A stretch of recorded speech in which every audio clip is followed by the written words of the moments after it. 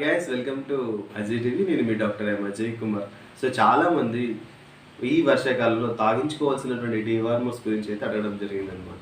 జనరల్గా వర్షాకాలం ప్రారంభంలోనే మనం డివార్మింగ్ అయితే చేసుకోవాలి. ఎందుకంటే వర్షాకాలంలో కొత్త వాటర్ వస్తుంది కాబట్టి తద్వారా పశువులకి ఎక్కువగా జలగలు వచ్చేటువంటి సమస్య ఉంటుంది. మనందరికీ తెలుసు జలగలు రెండు రకాలు, ఒకటి జీర్ణాశయపు జలగలు, రెండోది వచ్చి కార్యపు జలగలు.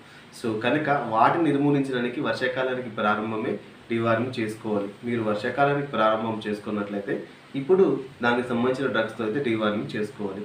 వాటికి ఆల్బెండజోల్ అనేది బ్రాడ్ స్పెక్ట్రంలో పనిచేస్తుంది. అదేవిధంగా ఆక్సిక్లోజనైడ్ కానీ లేదంటే ట్రైక్లాబెండజోల్ కానీ వీటితోటి మీ దగ్గర ఉన్నటువంటి ప్రాబ్లం బట్టి వీటితో పాటు చేసుకుంటే చాలా బాగుంటుంది. అయితే కొన్నిసార్లు మనం బ్రాడ్ స్పెక్ట్రంగా అదేనండి ఆల్బెండజోల్ ప్లస్ నిక్లోజోమైడ్ అనేది బ్రాడ్ స్పెక్ట్రంలో టేప్ ఫార్మ్స్ అదేవిధంగా ఈ జలగలకి కలిపి పనిచేస్తుంది కాబట్టి అది తాగించుకుంటే చాలా వరకు లాభాలు అయితే ఉంటాయి.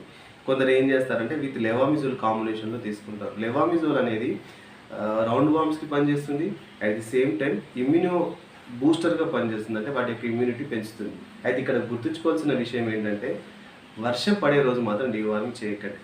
ఎందుకంటే డీవార్మింగ్ డ్రగ్ చేసిన తర్వాత గొర్రెలు కావచ్చు చాలా స్ట్రెస్గా ఫీల్ అవుతాయి.